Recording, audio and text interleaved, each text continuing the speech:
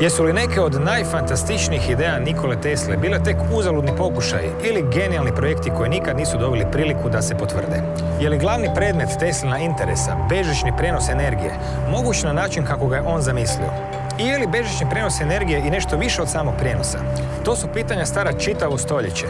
No nisu uvijek bez odgovora. Negdje na rubovima glavne struje nikad nije prestalo istraživanje Teslinih ideja. Najnovije nama znano nastalo je tu, u gradu na Savi. Davor Jadrijević-Emart lucidno je ponovio neke Tesline eksperimente. Taj diplomirani inženjer elektrotehnike i magistar fizike, zahvaljujući svom obrazovanju, svoj domišljati eksperiment može potkrepiti i razmišljanjima na polju teorije, a nešto od toga razumljivim riječima objasniti i nama. No najvažnije od svega jest, putovanje se nastavlja, ovdje, na rubu znanosti.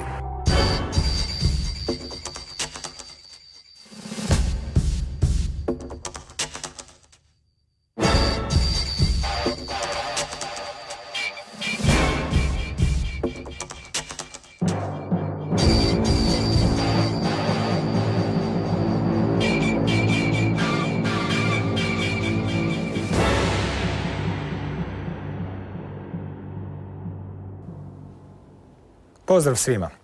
Ponešto o Davoru Jadrijeviću pod nadimkom Emart već smo čuli, recimo da je diplomirani inženjer elektrotehnike i magistar fizike. Vrijeme je da saznamo i ostalo. Dobar dan.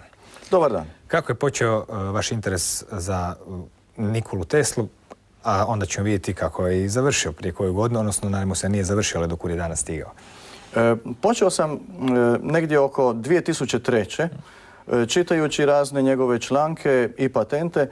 Uglavnom, htio sam napraviti ili ponoviti nešto od egzotične tehnologije što za sada postoje samo neke indicije kako se eventualno radi, pa mi se Teslini bežični prenos energije činio kao najbolja stvar za početak. S kakvim problemima se čovjek može suočiti kada danas na početku 21. stoljeća čita tekstove stare preko 100 godina nekad, a nekad i nešto manje od 100 godina po pitanju recimo terminologije i slično? Najčešće je to ona točka gdje ljudi odmah zapnu i ne znaju zapravo što je pjesnik htio reći, da tako kažemo. Kad to prvi put počnete čitati, jednostavno vidite da tu ne razumijete svaku drugu ili treću riječ, jer je to arhaična terminologija za nešto što se tek danas stvorilo kao tehnologija. U ono doba su stvari kao električna struja, polje, jakost polja i slično imale, svako je uzeo neku svoju riječ koja bi tome odgovarala. Uglavnom su se uzimale riječi iz analogije drugih sfera, recimo iz mehanike.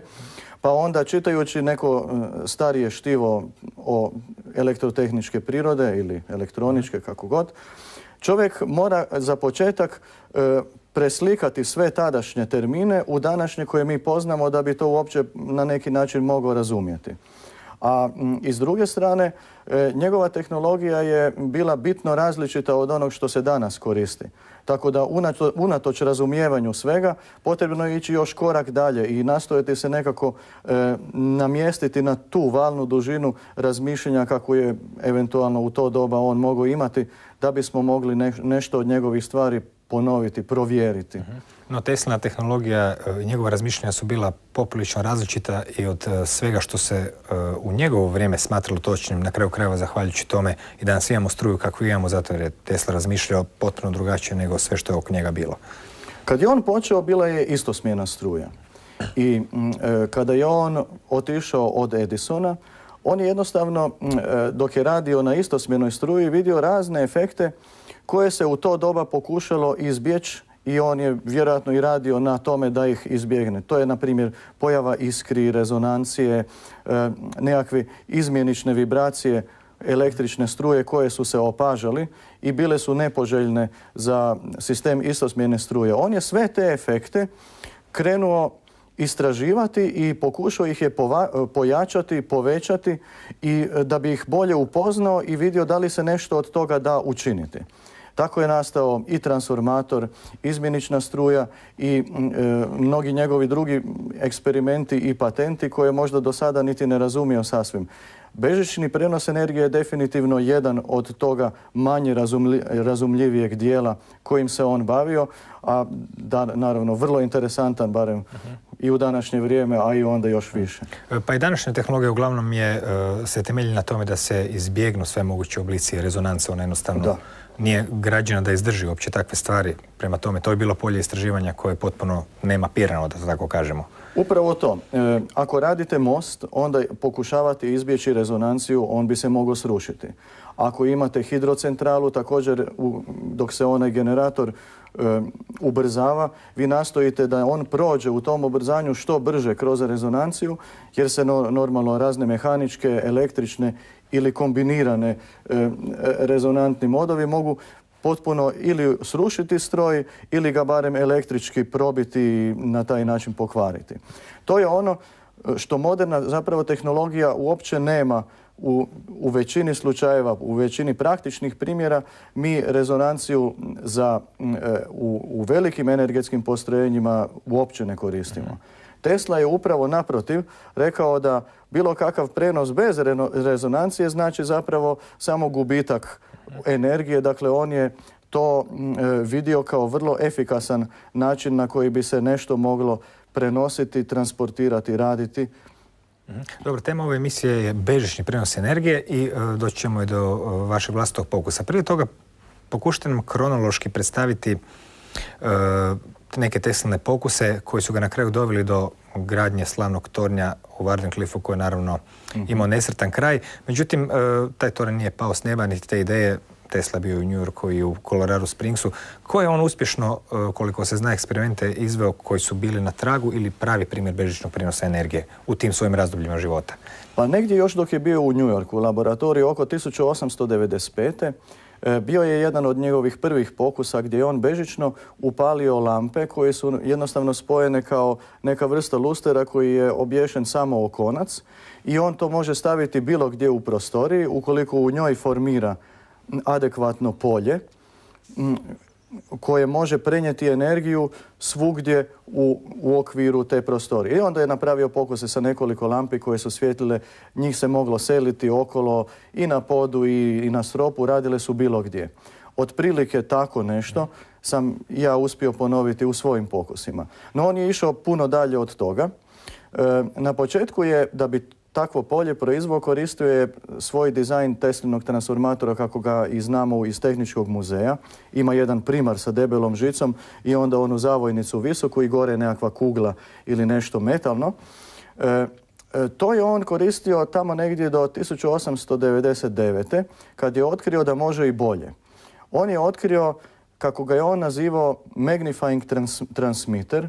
To je uređaj koji se sastoji od mnogo različitih dijelova od kojih je transformator samo jedan manji njegov dio i onda on kasnije odvaja signal i vodi ga u ono što bi se moralo nazvati kao magnifier ili povećalo, Teslino povećalo, uređaj, neka vrsta rezonantne antene koji povećava električno polje i šalje preko njega energiju okolo u prostor.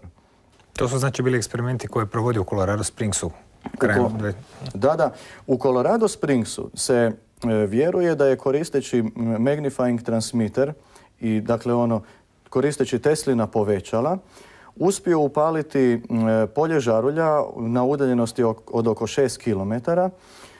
Pred svjedocima u to doba nije bilo kablovske infrastrukture, nije bilo nijakvih žica koji bi on mogao na taj način provući do tog mjesta i žarulje su se normalno upalile. To je nešto što dan danas nije lako ponoviti. To ne znam da li je iko. Dobro, u kontekstu onog vremena tek je uspio nametnuti i tek se uspjela nametnuti nova tehnologija, izmjenične struje i nekako su te Westinghouse kao njegov partner je nekako pobjedio, ajmo reći, Edisona i slično i taman je ona zaživjela komercijalno kada evo Tesla sa nečim još novijim spremnim da opet sve pomete što se dogodilo u zadnjih 5 do 10 godina. Sad kada o tom pričamo, pomalo je jasno zbog čega se to možda nikad nije ostvarilo, ali ipak pokušaj je bilo najslavniji primjer zapravo njegov toranj u Wardenclyffu. Kako on u stvari izgledao i koja je bila ovako opisno rečeno njegova namjena?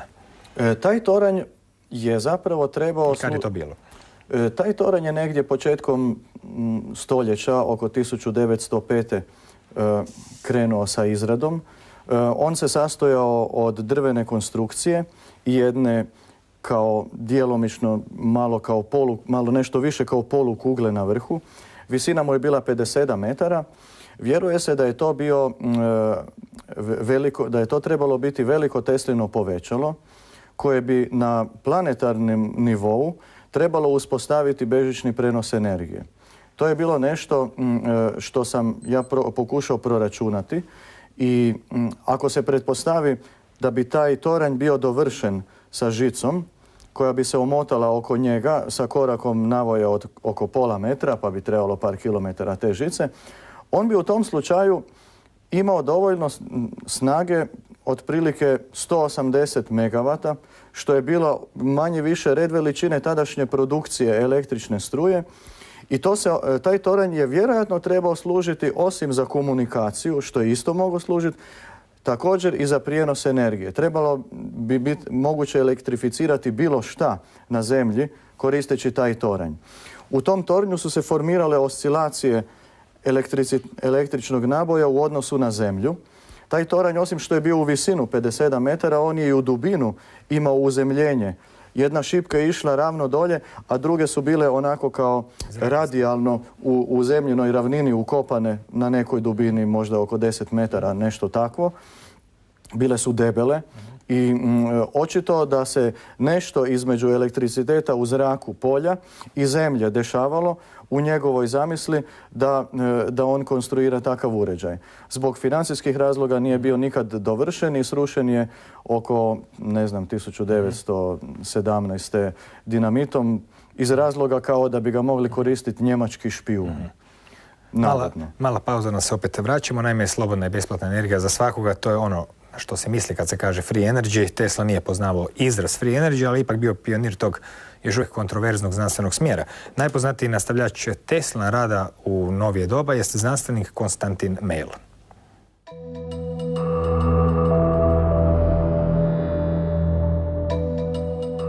Yes, this is Tesla wireless energy transport to the boat. Ovo je Teslin bežični prijenos energije na brod.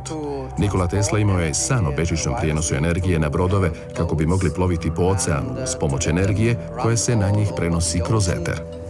By the energy that is transported through the ether, let me say. Konstantin Meil je profesor na Furtwangen University u Njemačkoj i recimo da je njegov rad vrlo interesantan i unikatan danas u svijetu, pošto praktički nastavlja Tesline ideje kroz svoju takozvanu teoriju skalarnih valova, gdje se suprotstavlja mainstreamu, odnosno onim postavcima elektromagnetske znanosti koja od Herca pa nadalje je službena, koja je zavladala. Znači on pokušava nastaviti tamo gdje je Tesla stao, pri čemu koristi jedan teorijski pristup koji Tesla nije imao, jer je Tesla u suštini bio eksperimentalac i većinu toga je radio bez nekakvih, da tako kažem, sustavnih i jasnih zapisa. Dakle, nije imao jasnu matematičku interpretaciju onoga što je želio napraviti. It is a longitudinal wave. Tesla has called a scalar wave. To je longitudinalni val. Tesla ga je nazvao skalarni val. Skalarni val prenosi energiju, a Hertzov val, elektromagnetski val koji inače upotrebljavamo za televiziju i ostalo, ne prenosi energiju. Ovaj oblik prijenosa energije upotrebljavamo u modernoj tehnici transpondera, ali to funkcionira samo na malim udaljenostima, 10 do 20 cm. Ovdje se radi o prijenosu energije na većoj udaljenosti i zato to nazivam dalekosežni transponder. Tesla je čak htio ostvariti prijenos energije preko oceana, to znači na udaljenost od nekoliko tisuća kilometara. Nikola Tesla hat eine Strahlung nachgewiesen. Nikola Tesla dokazao je postojanje zračenja koje dolazi iz svemira i iskoristio ga je. To zračenje ima golemu moć prodiranja. Stoga mi danas moramo zaključiti da se radi o neutrinskom zračenju, jer samo neutrinsko zračenje ima takvu moć prodiranja. Budući da su neutrini čestice koje nose energiju prema poliju, moramo zaključiti da je on mislio na to zračenje. Njegovi eksperimenti s uvećavajućim odašiljanjem, kojim je primao više energije nego što ju je emitirao, ukazuje na to da je neutrinsko zračenje primao kao slobodnu energiju iz okoline. Mi smo to pokušali rekonstruirati i dokazali smo da Tesla ima pravo. Nikola Tesla hat in seinem Experiment in Colorado Springs die Leistung gemessen, die in den Sender hineinsteckt. Nikola Tesla je u svom eksperimentu u Colorado Springsu mjerio energiju koju je slao preko odašiljača i koju je primao preko prijamnika. Prijamnici su bile lampe snage 10 kW.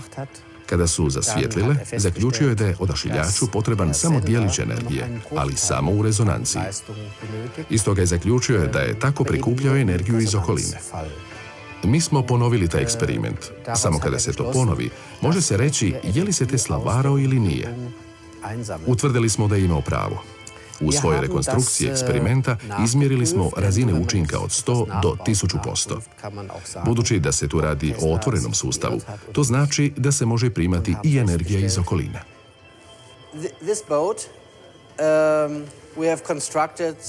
Ove smo brodić konstruirali tako da svi vide da unutra nema baterije ni kabela. Upotrebljavamo Teslin kalem, antenu koja je dio kondenzatora i elektrodu. Let me say, part of a capacitor. This one is only for showing that we... Ovime želimo pokazati da možemo upotrebljavati i druge stvari, ne samo brod. Ovdje je lampica koja blago svijetli. Nisam imao vremena da izradim antenu jednake dužine. Zato upotrebljavamo ove dijelove. Nema više rezonancije i potrebno je nešto kako bi elektroda bila veća, kako bi došlo do rezonancije.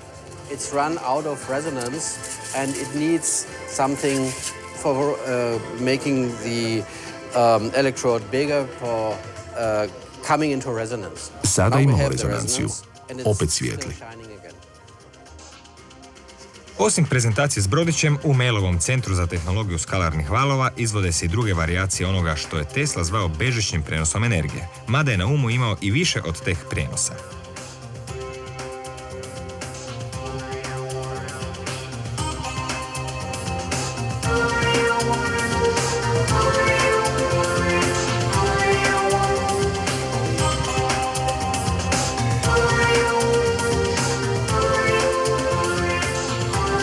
Ich habe zunächst versucht, die Tesla-Versuche...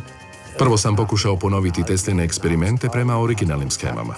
Kontaktirao sam tvrtku ABB, zatim veliki koncern RWE iz Njemačke, te jedan iz Austrije. Ali dobio sam odgovor da njihovi uređaji imaju vijek trajanja od 40 godina i da ih nakon tog razdoblja moraju otpisati i da ih do tada ne zanima ostvarenje Teslina prijenosa, u kojem nema gubitaka i koji je u tehničkom smislu bolji od onih koje danas imamo. Iz tog razloga nismo to rekonstruirali. Nismo to mogli učiniti bez novca. Pokušali smo to ostvariti s manje novca, tako što smo jednostavno izradili manji uređaj i upotrebljavali višu frekvenciju. Zato sada radimo s kratkim valovima, a Tesla je radio s dugima. Zato je cijeli uređaj manji i sve stane u jedan kovčeg. Mi smo upotrijebili generator od 2 volta umjesto generatora od 65 kV, koji je Tesla upotrijebio. Upotrijebili smo mnogo višu frekvenciju. Zato smo bili iznenađeni. Ja sam osobno bio veoma iznenađen time što smo postigli točno onakve rezultate kakve je Tesla opisao, iako smo upotrijebili drugčiji poredak veličina. To dokazuje da se tu radi o fizičkom fenomenu. Sve fizičke čestice kreću se svemirom u obliku skalarnog vala, u kojem jedna čestica gura drugu. Takav val je, na primjer, zvučni val, u kojem jedna čestica gura drugu. Kada se želimo baviti energijom neutrina, moramo se baviti i skalarnim valovima, odnosno teorijom skalarnih valova, kako bismo imali temelj za izradu odgovarajućeg uređaja.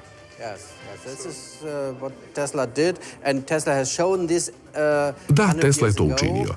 Tesla je prije 100 godina pokazao da ti valovi postoje, ali nije naišao na prihvaćanje zajednice zato što je tako pobijao Herca. To bi značilo da je Herc u krivu. Drugi su govorili da su provjerili Herca i da on ima pravo i da je Tesla stoga u krivu. Ja sam u ovoj svojoj prezentaciji pokazao da obojica imaju pravo. Valna jednadžba objašnjava obje vrste valova, transverzalni val i skalarni val.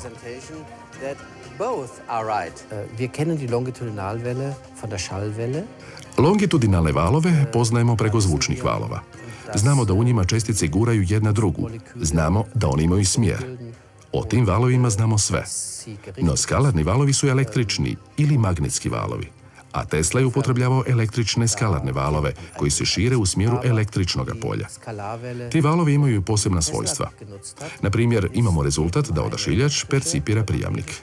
To znači da odašiljač može primiti natrag modulaciju prijamnika, može znati je li prijamnik uključen ili nije. Kod Hertzova vala to je potpuno nezamislivo. Tu nema nikakva povratnog djelovanja prema odašiljaču. Drugo svojstvo skalarnog vala je to što je skalarni val brži od svjetlosti. Može biti i sporiji od svjetlosti jer se longitudinalni val može ubrzavati i usporavati. Ja i onako mogu navesti samo srednju brzinu, a ona nije stalna. Ona nije povezana s brzinom svjetlosti, kao što je slučaj s Hertzovim valom. Ono čime se bavi Konstantin Meil pripada kontroverznom smjeru zvanom free energy.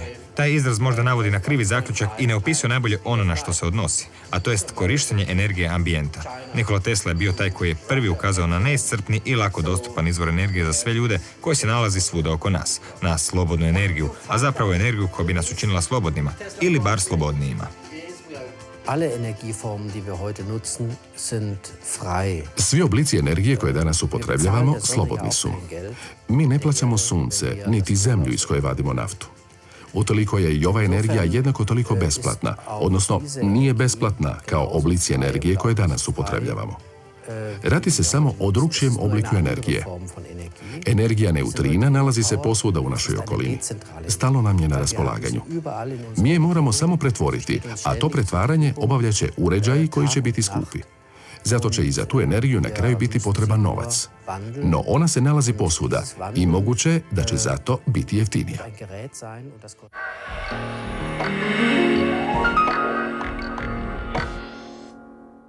Ima li neke razlike između vašeg razmišljanja i vašeg pokusa i onog kojeg smo vidjeli recimo u ovom eksperimentu Konstantina Meila? Pa skoro da i nema. Uglavnom, ja sam svoj pokus počeo kad sam vidio njegove radove, negdje oko 2003. Vidio sam da je on je zapravo krenuo od originalnog Teslinog patenta, gdje on koristio tako one palačinkaste zavojnice koje su namotane sve u jednoj ravnini.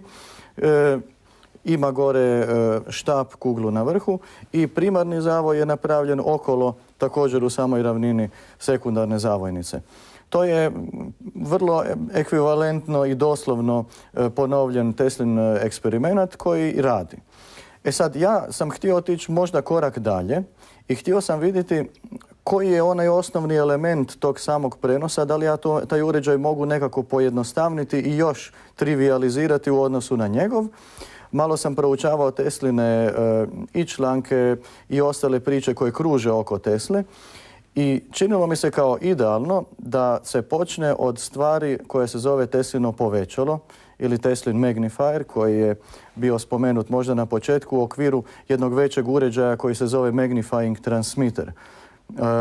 To je ona njegova antena, onaj njegov krajnji dio koji po mom mišljenju zapravo obavlja cijelu stvar, a ono ostalo je samo priprema signala i uvjeta da bi on dobro radio. Na ovom mjestu potrebno je malo osnovne škole iz elektromagnetizma. Dakle, za većinu nas lajke kao i za gledatelji televizije i ove emisije koje nemaju predznanje o elektromagnetizmu i slično, bilo bi dobro objasniti neke osnove, recimo na primjeru štapne antene, što se kod nje događa, nekakav odnos između magnetske i električne komponente i na koji način ona funkcionira kod štapne antene i na koji način ju je zapravo pokušao Tesla izolirati. Koliko sam shvatio, tu je ključna riječ geometrija i simetrija. Pa, eto, loptica je na vašoj strani. Da. Možemo reći da je osnovna razlika između Teslinog dizajna i onog dizajna za radio prijenos koji se danas koristi za prijenos informacija, slike, tona i drugoga, u samoj geometriji kao prvo antene, a geometrija antene definira geometriju vala koju će ona odašiljati kad radi. Pa tako klasična antena, štapna antena koju svi poznajemo, to je naprosto komad vodljivog metala, okomito postavljen, može i u neku, ima ih i raznih oblika, ali najčešće je oblik štapa. On proizvodi standardno takozvano Hertzovo zračenje, ali to možemo jednostavno reći, to je onaj najobičniji elektromagnetski val kakav ga se uči u školama, poznajemo ga tako da ako uzmemo štapnu antenu, onda se u svim smjerovima oko štapne antene val širi, tako da električno polje ima nekakvu sinusoidu koja završava i počinje na svojoj valnoj dužini. I također imamo magnetsko polje, kako se ta antena pogoni sa strujom, znači struja ide kroz nju, onda se okolo formira u blizu oko antene jedno kao cirkularno magnetsko polje koje se kasnije miješa sa električnim i na određenoj udaljenosti mi zapravo dobijemo okomito električno polje i na njega magnetsko polje u okomici. Znači električno ide kao, ajmo reći, nekakva zmija u okomitom smislu, a u vodoravnom imamo također zmiju od magnetskog polja. One idu od svog pozitivnog najvećeg maksimuma do negativnog najvećeg i to tako oni prolaze kroz prostor. To je jednostavno elektromagnetski val, njegova brzina je brzina svjetlosti. Znači magnetska i električna komponenta su okomite jedna na drugu. Magnetska i električna komponenta iz takve antene su okomite i one se nalaze u određenom odnosu.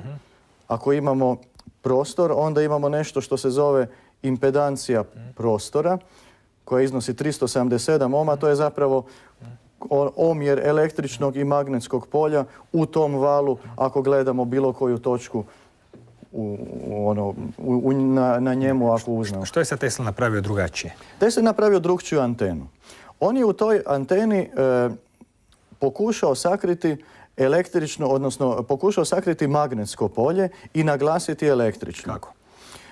Radi se o tome da je on sa geometrijom i lukavštinom konstruirao takav geometrijski dizajn uređaja koji će silnice magnetskog polja onako smotati okolo uređaja, a za to vrijeme dok magnetsko polje biva tako, kako bi rekao, umotano u okomitoj osi, znači u uzdužnoj osi, magnetsko polje ovako se omota oko antene jer zavo idu okolo. Za to vrijeme on je postavio tu antenu u rezonanciju, u takozvanu rezonanciju na četvrtini valne dužine, gdje električno polje enormno raste s obzirom na njezinu vertikalnu os, a magnetsko polje ostaje takvo kakvo je. To ima neke veze sa okruglim oblikom antene?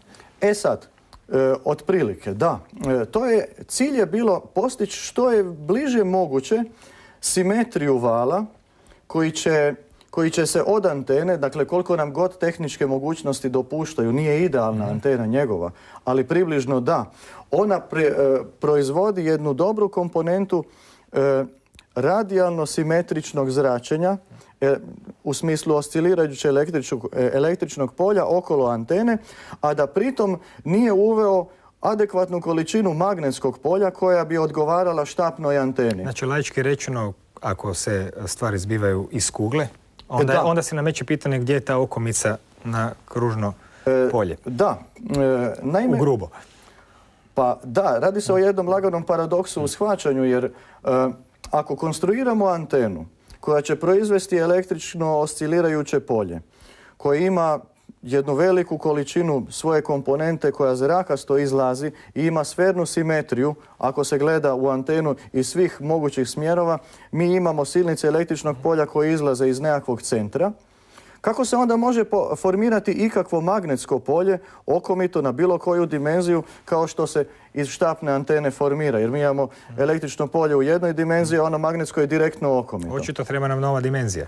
To je moguće. Možda je ta antena neki portal u četvrtu dimenziju, a moguće su i neka druga objašnjenja, recimo kao što je teorija koja se možda tu sad nameće skalarni valovi, to znači da prostor ima neku vrstu elasticiteta s obzirom na električno polje koje bi onda prenosio taj val koji se širi kao nekakav zvučni. Znači prvi fronta koja dođe, onda odguriva ono sljedeće i onda on tako nekako ide. To zapravo ne znamo. A rezonancija? Rezonancija je tu bitna? Kad ona nastupa na scenu? Kada mi želimo prenijeti sa jednog kraja na drugi efikasnu energiju, potrebna nam je rezonancija. Radi se o tome da imamo prijemnik na jednom mjestu i onda možda par kilometara dalje je predajnik. Sada, od tog predajnika do prijemnika, ako smo toliko daleko, mi u stvari i ne osjećamo toliko jako da ima išta od predajnika. Zračenje koje on radi je zračenje za koje se vjeruje da ne troši energiju i jednostavno se nastoji izbjeći u modernim odašiljačima. To su nekakvi stojni valovi koji tamo su kao greška ili nedostatak. A to je ono što se baš u takvim antenama u Teslinoj tehnologiji koristi. E sad, na ovom prijemniku mi možemo njega postaviti u rezonanciju, to znači da njegova frekvencija, kao što imamo stanice na radiju, bude ista kao od predajnika i možemo ga uzemljiti. Na isti način je i predajnik uzemljen. Naime, predajnik u odnosu na zemlju stvara oscilacije elektriciteta koje se pojavljuju na njegovoj kugli i ulaze natrag u zemlju. To isto se ponavlja u prijemniku ako je on udaljen. To su bila Teslina opažanja, to su pokusi koji su ponovljeni sa raznih strana i ja sam jedan napravio jer mi se činilo kao prvo nemoguće da je to tako, da to doista radi. Kakav je to val koji pa čak i na 10 metara od antene može prenijeti nekakvu značajnu količinu snage. Tu je očito bitan faktor i otpor zemlje koji je zapravo vrlo mali i negdje u toj priči. Koliko mi je poznato, ako zemlju možemo smatrati kao nekakvu mješavinu i tla, vode i raznih soli, minerala, to je stvar koja je električki vodljiva i može se lako pokazati da zapravo imamo električni otpor od nekoliko ohma sa jednog kraja cijele zemljine kugle, dakle cijelog planeta na drugi. Dakle, od ovuda do Japana mi imamo neku vrstu provodnika, vodiča, koji ima samo 4 ohma ili tako negdje. To je idealno. To je zapravo jedan od osnovnih, kako bi rekao, počela od kojih je Tesla počeo da formira svoj bežični prenos energije na daljinu, jer je rekao mi imamo jedan vodič, a to je sama Zemlja. A mi znamo da nam obično treba 2 vodiča da bismo uspostavili u klasičnom smislu nekakav električni krug. E sad, taj drugi vodič nečim treba nadomjestiti, a Tesla ga je nadomjestio sa svojim povećavajućim odašiljačem, odnosno magnifierom, koji je onda iskoristio i kao prijemnik i kao predajnik. Oni su neka vrsta, ako možda ih je nazvao, ako uzmemo terminologiju pa onda uzmemo analogiju, optika i povećalo je nešto što može fokusirati iz nekog veće površine energiju u jednu točku. Pa onda isto tako i ovo ta njegova antena, ako je smatramo kao povećalo, onda iz nekakvog prostora koji je oko nje, ona svu tu energiju fokusira na mjesto jedne žice i priključnice gdje onda možemo trošiti. To je ideja. Evo, kusni sad trenutak i da pogledamo ono o čemu smo do sada razgovarali, a ponešto i ponovimo. Đulijano Marinković.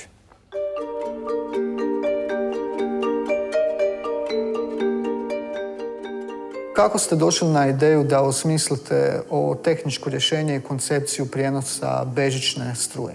Moja glavna motivacija je bio Teslin pokus bežičnog prijenosa energije koji je on napravio početkom stoljeća. Koristio je relativno male uređaje i na udaljenosti od oko nekoliko kilometara upalio je pred svjedocima jedno polje običnih žarulja. To je bio vrlo fascinantan pokus u ono doba i do sada on nije uspješno ponovljen, barem ne na tolikim udaljenostima, ali sam ja onda htio jednostavno shvatiti kako je to radilo i pokušati napraviti prototip koji će barem na malim udaljenostima reprezentirati ono što se događa tokom bežičnog prijenosa energije. Na početku sam prvo htio vidjeti od čega je on to napravio, gledavši patente, neke njegove članke, recimo Electrical Experimenter iz 1919. je bio zapravo možda najsveobuhvatniji s obzirom na informacije. Osnovni dio Teslinog uređaja kojim se služio da napravi bežični prenos energije bio je takozvani magnifying transmitter. To je neka vrsta radiostanice koja umjesto programa šalje energiju i može biti sa adekvatnim uređajem i primljena na daljinu. On se sastoji od osnovnog dijela koji je takozvani magnifier, ili mi nemamo dobru riječ za prevod, ali možemo ga prevesti kao Teslino povećalo. Teslino povećalo je jedna vrsta rezonantne antene koja stvara oscilacije pretežno električnog polja. Električno polje se pojačava, a magnetsko polje ne, tako da dolazi do jedne disproporcije između ta dva polja i stvaraju se oscilacije elektriciteta u odnosu na Zemlju. Taj uređaj mora biti uzemljen da bi dobro radio. Znači, koncepcija je takva da ovdje koristimo električnu komponentu u predajniku, a ne magnetu. Znači, ne možemo reći da se radi o klasičnom zračenju elektromagnetske energije. Formira se stojni val uzduž osi antene i napon i polje se povećava od njezinog donjeg dijela prema gornjem. Vjerojatno zato je on to nazvao povećalo, jer se napon povećava, a magnetsko polje ne. Ovo je mala replika Teslinog povećala, magnifiera, a ova kutija ovdje sadrži elektronički oscilator koji je točno dizajniran da pobudi oscilacije na takozvanoj četvrtini valne dužine s obzirom na okomitu os u magnifieru. Elektronički sklop odašiljača napaja se strujom iz gradske mreže preko pretvarača od 24 volta. Iz uređaja izlazi žica koja je namotana oko tijela plastične boce i služi kao Teslino povećalo. Uređaj generira frekvenciju od 500 kHz i ima snagu od 4 W. Dio te snage se gubi na zagrijavanje same žice u ovom magnifieru. 1/4 te snage se također gubi u emisiju standardnog elektromagnetskog zračenja i ostaje zapravo zadnja četvrtina koja je upotrebljiva za bežični prijenos. Bitna osnovka antene je njezina geometrija, jer je antena neka vrsta prelaza između električnih ili elektroničkih komponenti u prostor. Pa tako geometrija, oblik i ostale dimenzije antene utječu na oblik vala kojem će ona emitirati u prostor. To je nešto što se širi zrakasto od same antene u svim smjerovima. Pa evo, može se probati, tu su evo. Da, dakle, polje. Znači prisutno, tu je. Tu vidimo i već jedan efekat gdje određena količina energije postoji okolo antene i može se demonstrirati, evo, tako što nešto stvari svijetle u ruci. To nam je znači predajnik koji ima svoje napajanje od 24 volta iz gradske mreže. Tako je. A na ovoj strani nam je strani imamo prijemnik.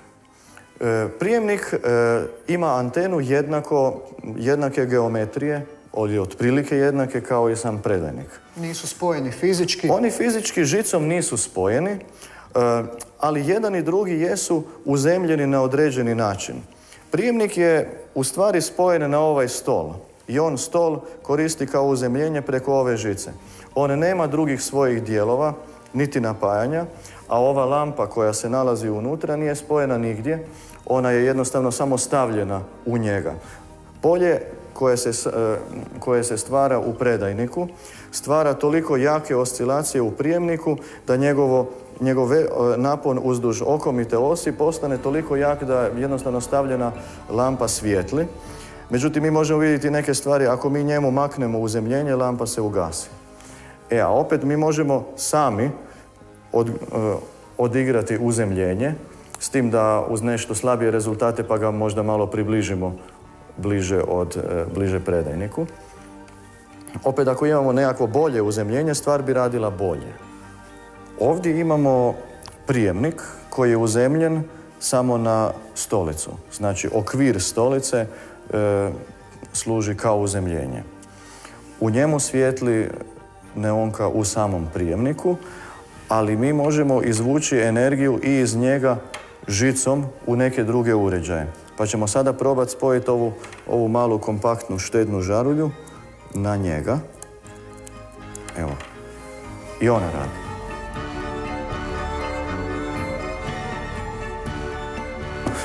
Ali evo, ako dođemo rukom pokraj njega, njegov efekat se smanjuje. Znači mi njemu malo smanjimo polje i onda on mora biti u određeni način ugođen da bi radio dobro sa prijemnikom. Prijemnik ponekad treba naštelati. Njegovo... Znači, s time reguliramo čak i frekvenciju na neki način. Sa ovim možemo frekvenciju promijeniti, tako da ga prilagodimo. Čim smo od njega malo pomakli ili promijenili geometriju okolnog prostora i njegova sama frekvencija postaje drukčija.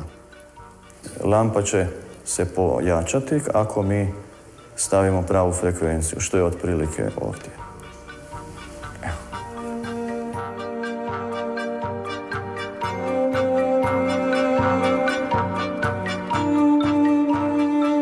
Uglavnom je to jako malo poznato područje.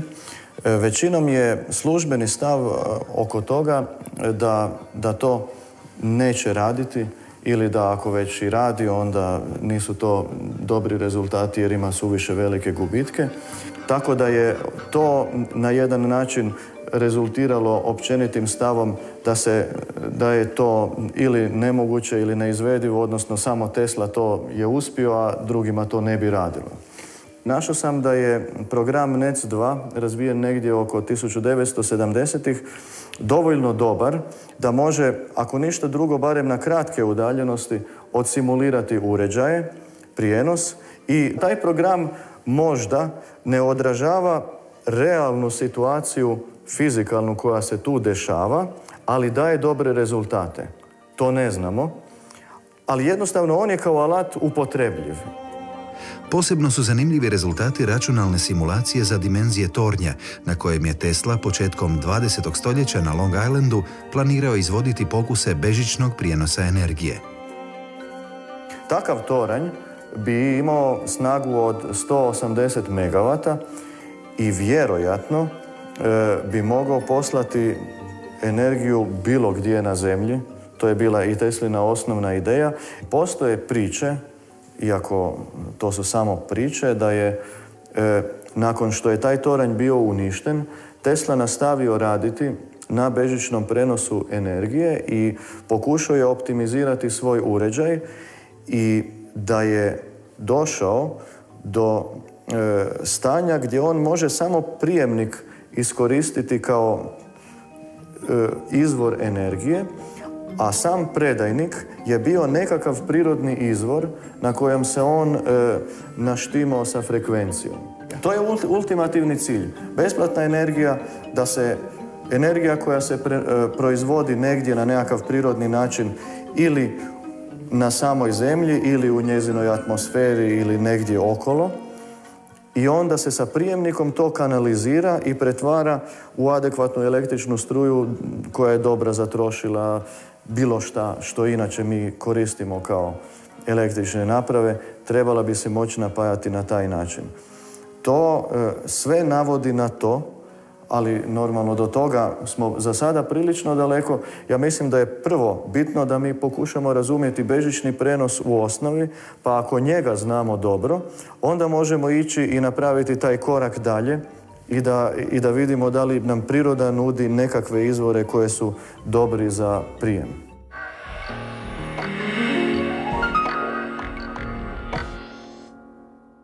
U svom slučaju bilo je to zanimljivo iskustvo šetati sa plastičnom bocom po sobi koja svijetli samo od sebe.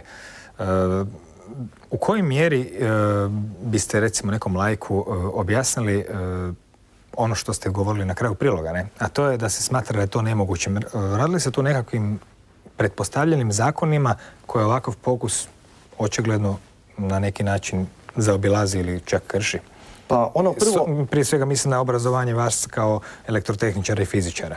Kao prvo, osnovna stvar je da mi očekujemo da se zračenje od nekakvog tijela smanjuje sa kvadratom udaljenosti od njega. To su najčešće odašiljači i sve slično. Uglavnom imamo taj nekakav zakon u ovom ili onom obliku.